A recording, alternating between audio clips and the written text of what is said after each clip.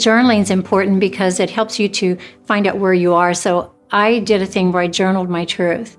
And then what I would say was, I can rip that page out and burn it and no one will see it. And so that became real important to me. There was a part of my journaling that I wanted to be a legacy when I'm gone. If I'm gone, I want someone to have something to look back on. What was she thinking about? And so I would write about my family and write good things about them and write about how I felt about them, knowing that this might be something they would see later.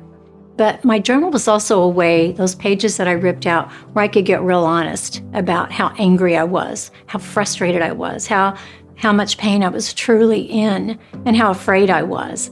And I would write things about, that I wanted to do on my bucket list also, those type of lists, lists for my medical providers. And what ended up happening, so through all this process, I took all of my journals and they became blogs that I would write later.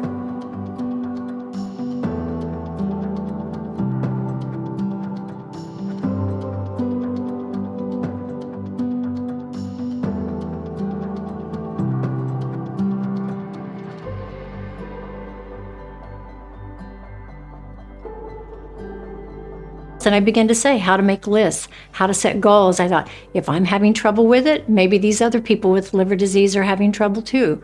And so it kind of became a big way to process my journey. So the writing and the journal entries, they all became a powerful tool for me and then hopefully for others as a source of education and encouragement and support. I think every liver cancer patient can identify with opening your eyes in the middle of the night and the adrenaline hits and you're like, oh my gosh, that image I saw, that's my liver, that's inside my body, and it's chewing away on my liver. And what I thought was mine and was healthy for a lot of more years is now, it's destroying me, it's killing me. And just the word cancer, eating away, something's chewing on me from the inside. It just felt ugly and the images weren't pretty. And so I put it in a box underneath my bed. But when I woke up in the middle of the night, I'd be like, oh, the box is under my bed. I couldn't escape. I just couldn't escape.